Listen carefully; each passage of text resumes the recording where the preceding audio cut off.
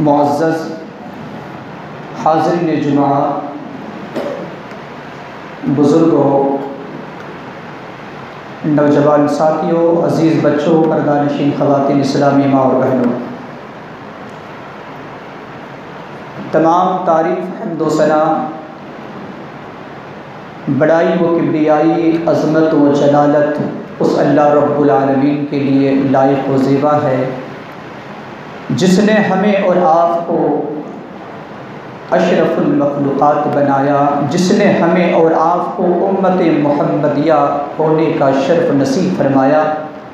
الحمدللہ، بعدہ اللہ کے بھیجے گئے تمام نبیوں اور رسولوں پر درود بھیجتے ہیں، بالخصوص ہمارے آخری نبی جناب محمد الرسول اللہ صلی اللہ علیہ وسلم پر، جو اس کائنات کے لیے رحمت للعالمین بن کر تشریف لائے۔ اللہم صلی علیہ، اللہم بارک علیہ۔ حمد و صلوات کے بعد آج کے اس جمعہ خطبہ میں آپ حضرات کی خدمت میں جس عنوان کی وضاحت کرنا چاہتا ہوں وہ ہے دفاع صحابہ رضی اللہ عنہم اجمعین۔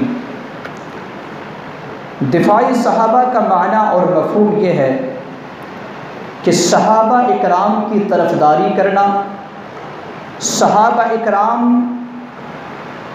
کے خلاف آواز اٹھانے والوں کا دندان شکن جواب دینا، اور یہ ماہ محرم کے مہینے میں جہاں بے شمار بدعات و خرافات جیسے برے اعمال انجام دیے جاتے ہیں، انہی میں سے ایک گروہ، ایک فرقہ جو امت محمدیہ کے سب سے بہترین جماعت صحابہ اکرام کو بھی نشانہ ستم بناتے ہیں، سب و شتم کرتے ہیں، گالی گلوچ کرتے ہیں، طعن و تشنیع کرتے ہیں، یہاں تک کہ نعوذ باللہ مرتد اور جہنمی قرار دیتے ہیں۔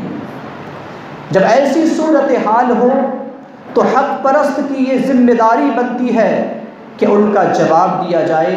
انشاءاللہ یہی عنوان کا مفہوم ہوگا کہ صحابہ اکرام کا کس طریقے سے ہم اور آپ دفاع کریں گے کتاب و سنت کی روشنی میں۔ سب سے پہلے بات ہمیں اور آپ کو یہ معلوم کرنی ہے کہ صحابی کسے کہتے ہیں۔ علامہ امام ابن حجر عسقلانی رحمۃ اللہ علیہ فرماتے ہیں صحابی کی تعریف: الصحابی من لقی النبی صلی اللہ علیہ وسلم مؤمنا بہ ومات علی الاسلام۔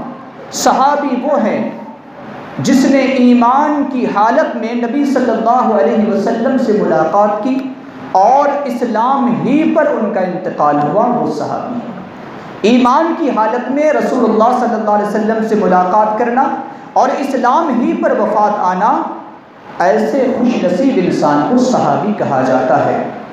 صحابہ اکرام وہ مقدس گروہ ہے جس کی تعریف اللہ رب العزت نے اپنے سب سے مقدس ترین کتاب قرآن مجید میں کی ہے، جس کی ستائش اللہ کے رسول صلی اللہ علیہ وسلم نے احادیث مبارکہ میں بیان کیا ہے۔ صحابہ اکرام وہ مقدس جماعت ہے جو وحی الہی کے سب سے پہلے مخاطب تھے۔ قرآن کا جب نزول ہو رہا تھا، صحابہ اکرام ہی مومن تھے، وہی مسلمان تھے۔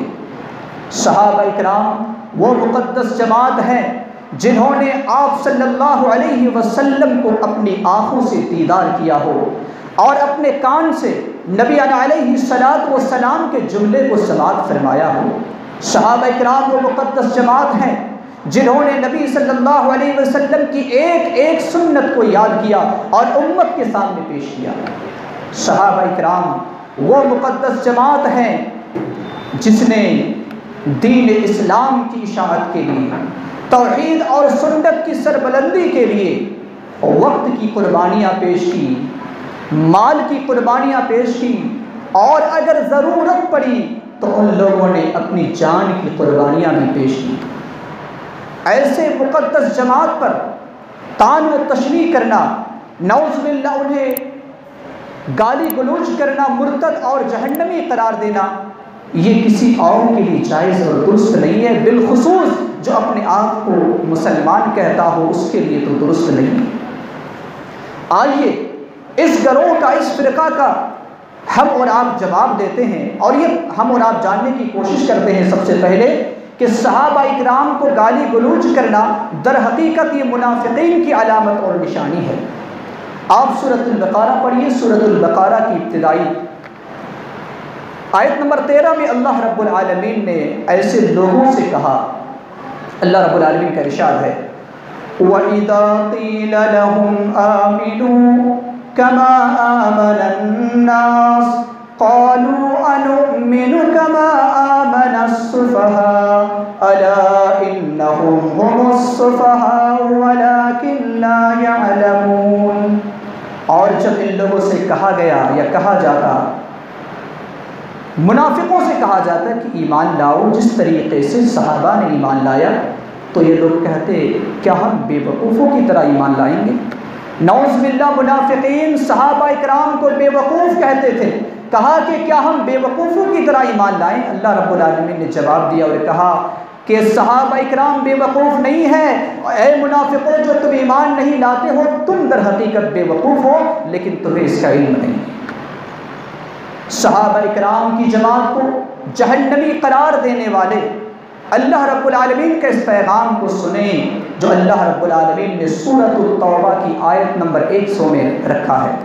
اللہ رب العالمین نے سورۃ التوبہ آیت نمبر 100 کے اندر ارشاد فرمایا والسابقون الأولون من المهاجرين والأنصار والذين اتبعوهم بإحسان رضي الله عنهم ورضوا عنه وأعد لهم جنات تجري تحتها الأنهار خالدين فيها أبدا ذلك الفوز العظيم۔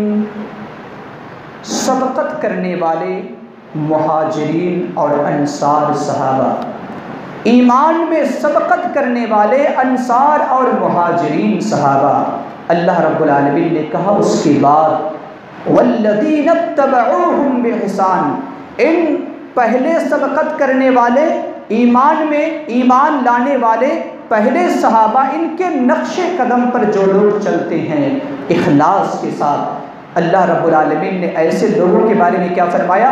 رضی اللہ عنہم ورضوا عنہ، اللہ رب العالمین ان لوگوں سے راضی ہو گیا اور یہ لوگ بھی اللہ سے راضی ہو گئے۔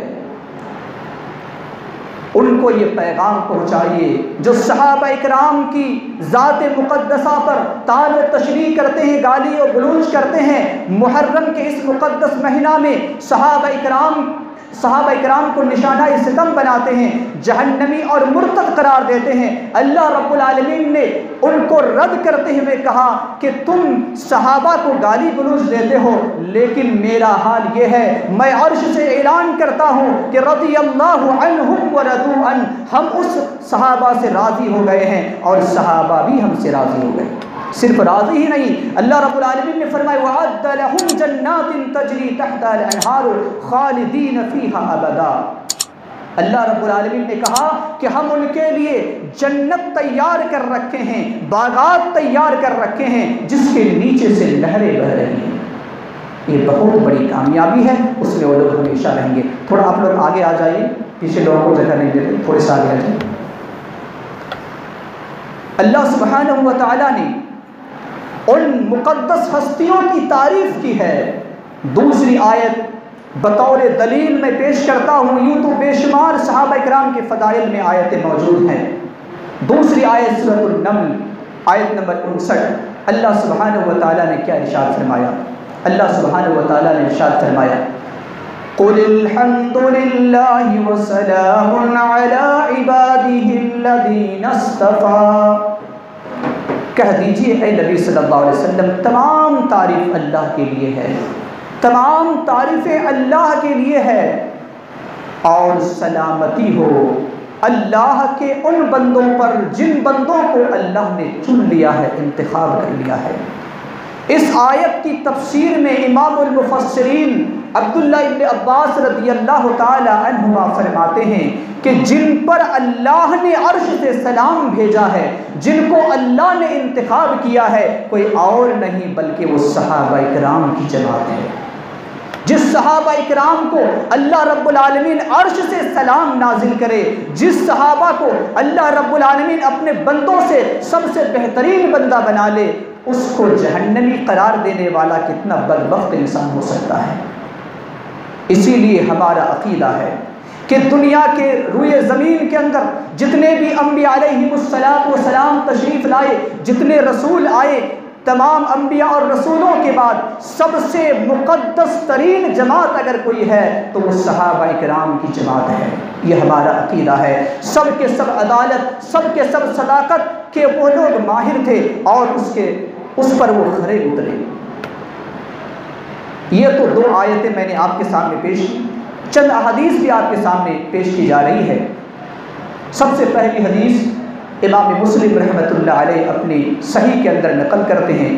حضرت ابو موسیٰ اشعری رضی اللہ تعالی عنہ اس حدیث کے راوی ہیں، اور اگر آپ اس حدیث کو اللہ کے رسول صلی اللہ علیہ وسلم صحابہ اکرام کے بارے میں کیا فرمایا، آپ صلی اللہ علیہ وسلم نے فرمایا النجوم امنۃ للسماء فاذا ذهبت النجوم اتى السماء مما توعد۔ اے لوگو، آسمان، ستارے آسمان کے لیے امن ہے، ستارے آسمان کے لیے امن ہے۔ مطلب کیا کہ جب تک ستارے قائم رہیں گے تب تک آسمان برقرار رہے گا۔ النجوم امنۃ للسماء فَإِذَا ذَهَبَتِ النُّجُومُ، جب ستارے جھڑ جائیں گے، أَتَى السَّمَاءَ مِمَّا تُوعَدُ، آسمان پر وہ وعدہ آئے گا جس سے اللہ رب العالمین نے کیا ہے۔ یعنی آسمان بھی نہیں رہے گے، آسمان بھی جھڑ جائے گا، آسمان کا بھی وجود ختم ہو جائے گا۔ پھر آپ صلی اللہ علیہ وسلم نے فرمایا وَأَنَا أَمَنَةٌ لِأَصْحَابِي، میں امان ہوں میرے ساتھیوں کے لیے، میرے صحابہ کے لیے۔ فَإِذَا ذَهَبْتُ أَتَى أَصْحَابِي مَا يُوعَدُونَ، جب میرا انتقال ہو جائے گا، میں جب اس روئے زمین سے چلا جاؤں گا، میرے صحابہ پر وہ وقت آئے گا جس سے اللہ وعدہ کرتا ہے، یعنی آزمائش کے دروازے کھل جائیں گے۔ پھر آپ صلی اللہ علیہ وسلم نے ارشاد فرمایا وَأَصْحَابِي أَمَنَةٌ لِأُمَّتِي، میرے صحابہ میری امت کے امان ہیں۔ فَإِذَا ذَهَبَ أَصْحَابِي، جب صحابہ اکرام چلے جائیں گے، صحابہ اکرام کی مقدس جماعت کا خاتمہ ہو جائے گا، آپ صلی اللہ علیہ وسلم نے فرمایا أَتَى أُمَّتِي مَا يُوعَدُونَ، میری امت پر وہ وقت آئے گا جس سے اللہ رب العالمین وعدہ کرتا ہے۔ اور جیسے ہی صحابہ اکرام کی مقدس جماعت کا خاتمہ ہو گیا، پھر مختلف قسم کے فتنے اور مختلف قسم کے خرافاتوں نے جنم لیا۔ یہ پہلی حدیث تھی۔ دوسری حدیث جس کو امام بخاری رحمۃ اللہ علیہ نے نقل کیا ہے، 2652 نمبر کی حدیث ہے۔ اس حدیث کے راوی حضرت عبداللہ ابن مسعود رضی اللہ تعالی عنہ ہے۔ فرماتے ہیں کہ صحابہ اکرام نے پوچھا اے اللہ کے رسول صلی اللہ علیہ وسلم، آپ بتائیے سب سے بہترین کون سا زمانہ ہے؟ آپ صلی اللہ علیہ وسلم نے فرمایا خیر القرون قرنی ثم الذین یلونہم ثم الذین یلونہم، سب سے بہترین زمانہ میرا زمانہ ہے، پھر اس کے بعد کا، پھر اس کے بعد کا۔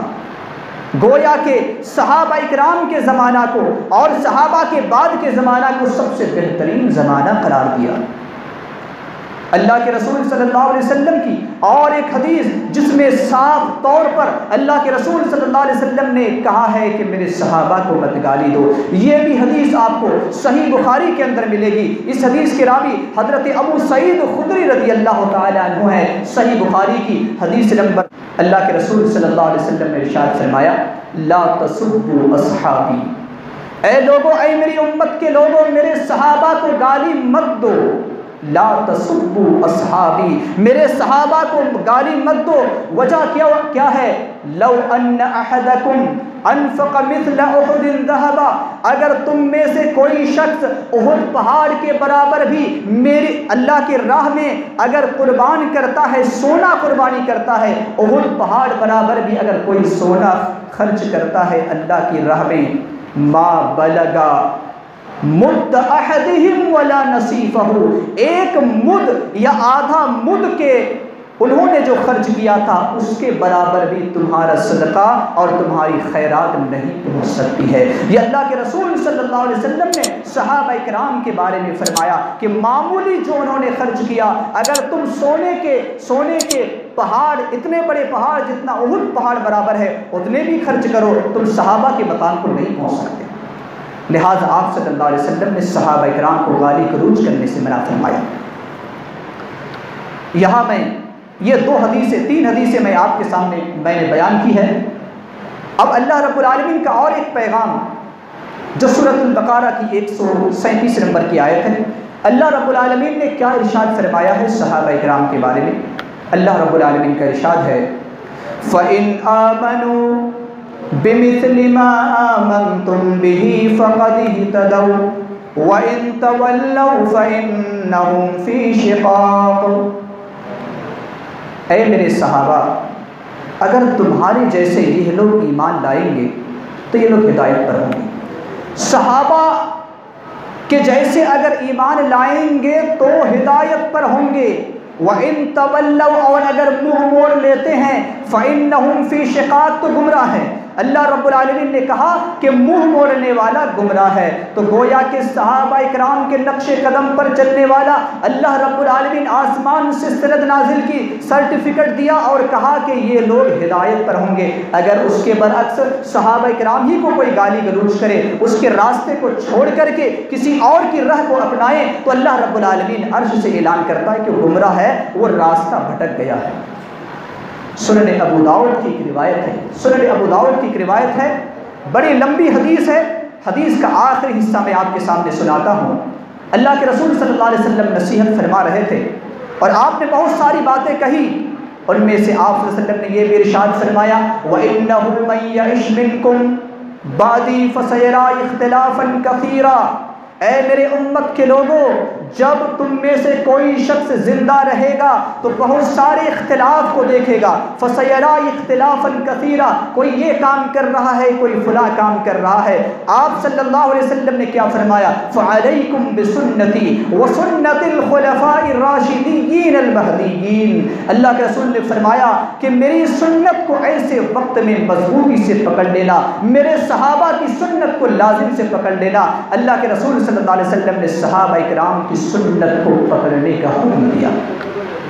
پھر ہم اور آپ صحابہ کرام کے بارے میں یہی ہمیں اور آپ کو عقیدہ رہنا چاہیے کہ صحابہ کرام اللہ رب العالمین نے ان کی تمام گناہوں کو معاف کر دیا ہے اور تمام کے تمام صحابہ کرام جنتی ہیں۔ کوئی بھی صحابی کو ہم جہنمی قرار نہیں دے سکتے، کسی بھی صحابی کو ہم برے الفاظ نہیں کہہ سکتے، بلکہ تمام صحابی کے پیچھے ہم رضی اللہ عنہ کہیں گے، تمام صحابیات کے پیچھے رضی اللہ عنہا کہیں گے، کیونکہ اللہ ان سے راضی ہے۔ اگر مرد ہے تو اللہ ان سے راضی ہے اور انہو کہیں گے، اور عورتیں ہیں تو ہم ان کے بارے میں انہا کہیں گے، جیسے حضرت عائشہ رضی اللہ عنہا، خدیجہ رضی اللہ عنہا وغیرہ۔ اس طریقے سے ہم اور آپ صحابہ کرام کا اور صحابیات کا نام لیں گے۔ یہ چند مختصراً باتیں آپ کے سامنے کہنی تھی۔ ایک ضروری بات جو میں آپ کے سامنے کہنا چاہتا ہوں، چونکہ کل محرم مہینے کی 9 تاریخ ہے اور پھر پرسوں 10 تاریخ ہے، تو گزشتہ جمعہ خطبہ میں آپ کے سامنے تفصیلی گفتگو بتائی گئی تھی، اللہ ان کو جزائے خیر سے نوازے۔ میں مختصراً صرف آپ کو 2-4 باتیں کہنا چاہوں گا کہ 10 محرم مہینے کی جو 10 تاریخ ہے، یہ 10 تاریخ کیا ماتم کے لیے ہے یا خوشی کی تاریخ ہے؟ کیا یہ ماتم کی تاریخ ہے یا خوشی کی تاریخ ہے؟ جیسے کہ بہت سارے لوگ ماتم بناتے ہیں اس مہینہ میں، بالخصوص محرم مہینے کی 10 تاریخ کو ماتم بناتے ہیں، تو کس بنیاد پر مناتے ہیں؟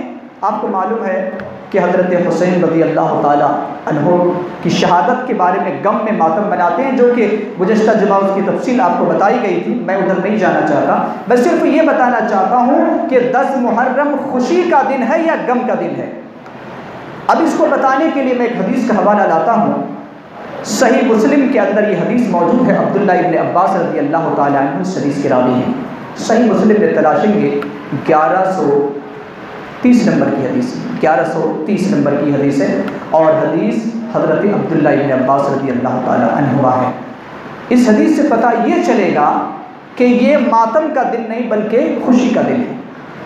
حضرت عبداللہ ابن عباس رضی اللہ تعالیٰ عنہ فرماتے ہیں کہ جب نبی صلی اللہ علیہ وسلم مکہ سے مدینہ ہجرت کر کے آئے تو مدینہ میں آپ نے وہاں کے یہودیوں کو دیکھا کہ محرم مہینے کی 10 تاریخ کو روزہ رکھتے ہیں، محرم مہینے کی 10 تاریخ کو روزہ رکھ رہے ہیں۔ تو آپ صلی اللہ علیہ وسلم نے یہودیوں سے پوچھا ما ھذا اليوم الذی تصومونہ، یہ کون سا دن ہے جس میں تم روزہ رکھتے ہو؟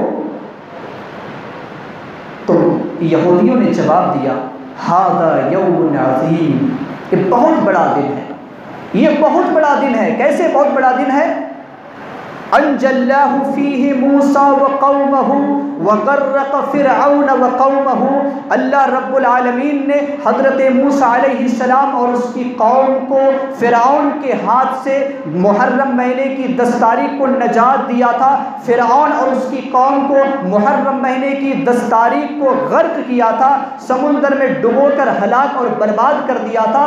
جس نے انا ربکم الاعلیٰ کا دعویٰ کیا تھا، کہا تھا کہ میں سب سے بڑا رب ہوں، اللہ رب العالمین نے اسے غارت کیا، اسے ہلاک اور برباد کیا۔ وہ محرم مہینے کی 10 تاریخ تھی۔ فصامہ موسیٰ شکراً، موسیٰ علیہ السلام نے خوشی کے طور پر، شکریہ ادا کرنے کے طور پر انہوں نے روزہ رکھا۔ فنحن نصوم، اسی وجہ سے ہم روزہ رکھتے ہیں۔ اللہ کے رسول صلی اللہ علیہ وسلم نے جواب دیا فَنَحْنُ أَحَقُّ وَأَوْلَى بِمُوسَىٰ مِنْكُمْ، ارے تم سے تو میں زیادہ حقدار ہوں کہ میں روزہ رکھوں۔ فَصَامَهُ رسول اللہ صلی اللہ علیہ وسلم وَأَمَرَ بِصِيَامِهِ، آپ صلی اللہ علیہ وسلم نے محرم مہینے کی 10 تاریخ کو روزہ رکھا اور صحابہ اکرام کو بھی آپ نے حکم دیا۔ تو یہ شکریہ کے طور پر روزہ رکھا جاتا ہے، نہ کہ ماتم کے طور پر، کیونکہ موسیٰ علیہ السلام کو اللہ رب العالمین نے فرعون کے ہاتھ سے نجات دیا تھا، اس کی قوم کو نجات دیا تھا، اور فرعون اور اس کی قوم کو اللہ رب العالمین نے غرق کیا تھا، ہلاک اور برباد کیا تھا۔ اسی وجہ سے شکریہ کے طور پر موسیٰ علیہ السلام نے، پھر قوم یہود نے، پھر نبی صلی اللہ علیہ وسلم نے اور صحابہ اکرام نے روزہ رکھا، اور آپ صلی اللہ علیہ وسلم نے ارشاد فرمایا، صحیح مسلم ہی کی حدیث ہے 1134 نمبر کی حدیث، آپ صلی اللہ علیہ وسلم نے کہا کہ آئندہ سال انشاءاللہ اگر میں زندہ رہا تو 9 محرم کا بھی روزہ رکھوں گا اور یہودیوں کی مخالفت کروں گا، یعنی 9 اور 10 آپ صلی اللہ علیہ وسلم نے روزہ رکھنے کا حکم دیا۔ بہرحال آئندہ سال آنے سے پہلے، محرم سے پہلے ہی نبی صلی اللہ علیہ وسلم اس دنیا سے رخصت ہو گئے، تو یہ شکریہ کے طور پر روزہ رکھا جاتا ہے۔ اب بہت سارے لوگ ایسے ہوتے ہیں جو کہتے ہیں کہ دیکھو حسین رضی اللہ تعالی عنہ کی شہادت کے دن کوئی خوشی مناتا ہے، اللہ کے رسول صلی اللہ علیہ وسلم نے خوشی منایا، اور آپ صلی اللہ علیہ وسلم کی زندگی میں یہ حضرت حسین رضی اللہ تعالی عنہ کی شہادت نہیں ہوئی۔ اگر آپ دیکھیں گے 365 انگریزی کے حساب سے، عربی کے حساب سے 355، کوئی بھی ایسا دن آپ کو نہیں ملے گا جس دن کسی بڑے سے بڑے شخص کی شہادت نہ ہوئی ہو۔ اگر آپ ماتم منائیں گے تو پورے 355 یا 365 دن ہی آپ کو ماتم منانا پڑے گا۔ ماتم کے بارے میں بھی آپ نے گزشتہ جمعہ خطبہ میں سماعت فرمایا تھا، میں ادھر نہیں جانا چاہتا۔ وہ یہ کہتے ہیں کہ حسین رضی اللہ تعالی عنہ کی وفات کے دن خوشی منانا، شکرانہ کے طور پر اس طریقے سے روزہ رکھنا، یہ تو غیروں کا کام ہے، یہ حسین رضی اللہ تعالی عنہ سے محبت کرنے والے نہیں ہیں۔ سن لیجئے، ہمارا حسین رضی اللہ تعالی عنہ سے محبت کا معیار مت بتاؤ، کیونکہ حضرت حسین رضی اللہ تعالی عنہ وہ ہیں جس کے بارے میں امام کائنات علیہ السلام نے فرمایا تھا کہ یہ میرے دونوں دنیا میں پھول ہیں۔ حسن اور حسین رضی اللہ عنہما کو کہا تھا دنیا کے یہ دونوں میرے پھول ہیں۔ آپ صلی اللہ علیہ وسلم نے یہ کہا تھا کہ حسن اور حسین جنت میں جنتی نوجوان جنتی کے سردار ہوں گے۔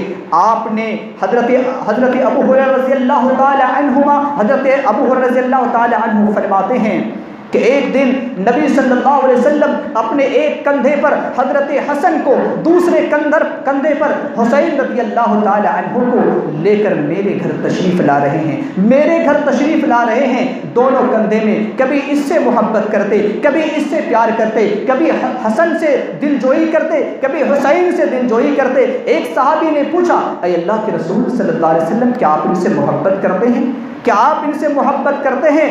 سن لو، جو کہتے ہو کہ حسن اور حسین سے محبت نہیں کرتے، نفرت کرتے، نبی صلی اللہ علیہ وسلم کا جواب سنو۔ نبی نے یہ نہیں کہا کہ میں ان دونوں سے محبت کرتا ہوں، نبی نے کیا کہا؟ فرمان جاری کیا، قیامت کی صبح تک یہ حدیث رہے گی۔ مسند احمد کے اندر یہ حدیث مروی ہے، اللہ کے رسول صلی اللہ علیہ وسلم نے فرمایا، من احبہما فقد احبنی ومن ابغضہما فقد ابغضنی۔ جو شخص ان دونوں سے محبت کرے گا وہ مجھ سے محبت کرے گا، جو ان دونوں سے دشمنی کرے گا وہ مجھ سے دشمنی کرے گا۔ یہ امام کائنات علیہ السلام نے فرمان جاری کیا۔ ہم نبی کے چاہنے والے ہیں، نبی سے محبت کرنے والے ہیں، پھر ہم حسن اور حسین رضی اللہ عنہما سے ہم کیسے نفرت کر سکتے ہیں؟ کیونکہ ان کی نفرت تو نبی کی نفرت ہے، ان کی محبت تو اللہ کی، رسول اللہ صلی اللہ علیہ وسلم کی محبت ہے۔ یہ چند کلمات تھے جو آپ کے سامنے پیش کرنے تھے۔ اللہ رب العالمین سے آخر میں دعا کرتے ہیں کہ اللہ رب العالمین ہم تمام مسلمانوں کو کتاب و سنت کے مطابق چلنے کی توفیق عطا فرمائے، تمام قسم کی بدعات و خرافات سے ہم تمام لوگوں کی حفاظت فرمائے۔ الہ العالمین ہم میں سے جو بیمار ہے، اے اللہ تو انہیں شفائے کاملہ اور شفائے عاجلہ عطا فرما۔ رب کریم اس درمیان میں، اس 3-4 مہینے کے درمیان میں بہت سارے لوگ تیرے پیارے ہو چکے ہیں، اے اللہ ہم نہیں جانتے کس حالت میں ہیں۔ ایک بڑے بڑے علماء کی فہرست بھی اے اللہ تیرے سامنے موجود ہے، 50 سے زائد علماء جو کبار علماء تھے، جن کی کتابیں پڑھ کر کے اے اللہ ایمان تازہ ہو جاتا تھا۔ اے اللہ ایسی شخصیت کو بھی تو نے اپنے پاس بلا لیا۔ اے اللہ ہم تجھ سے دعا کرتے ہیں ان کی لغزشوں کو تو معاف فرما، الہ العالمین ان کے حسنات کو تو قبول فرما، ان کی دینی خدمات کو تو قبول فرما۔ اس روئے زمین کے اندر جو بھی توحید پرست تھے اور تیرے پیارے ہو چکے ہیں، اے اللہ تو ان کی مغفرت فرما، ان کے نور کو ان کے قبر کو نور سے منور فرما دے، انہیں جنت الفردوس میں اعلیٰ مقام نصیب عطا فرما۔ اے اللہ اس بیماری جس بیماری میں ہم جانتے ہیں کہ تو ان اللہ علی کل شیء قدیر ہے، تو نے اپنا چھوٹا سا ایک پاور کو دکھایا ہے، پوری دنیا کے اندر اے اللہ تو نے زلزلہ برپا کر دیا ہے کہ اے لوگوں جو اپنے آپ کو بڑے بڑے دعوے کرنے والے، اللہ کی قدرت کے سامنے سب ہیچ اور نیچ نظر آئے، سب اپنے گھروں میں بند ہو گئے، سارے کاروبار ختم ہو گئے۔ اے اللہ یہ ہمارے جرم کی بنیاد پر تو نے عذاب نازل کیا تھا، یہ بھی ہمیں معلوم ہے۔ اے اللہ ہم تجھ سے سچی توبہ کرتے ہیں، تجھ سے مغفرت طلب کرتے ہیں۔ اے اللہ ہمارے گناہوں کو تو اپنی غفوریت سے تو معاف فرما دے۔ اے اللہ اس بلا اور مصیبت کو ہم سے دور فرما دے۔ الہ العالمین لوگوں کے رزق میں کشادگی فرما دے۔ الہ العالمین جو بیمار کی حالت میں ہے، اے اللہ تو نے شفائے عاجلہ اور صحت کاملہ عطا فرما۔ رب کریم جو پریشان حال ہے، اے اللہ تو ان کی پریشانی کو دور فرما۔ رب کریم جب تک تو زندہ رکھ، ایمان اور اسلام کی حالت میں زندہ رکھ۔ رب کریم جب تو اپنے پاس بلا، ایمان اور اسلام پر بلا۔ آمین۔ بارک اللہ لنا ولکم فی القرآن العظیم ونفعنا وإیاکم بالآیات والذکر الحکیم، انہ تعالی جواد کریم ملک الرؤوف الرحیم۔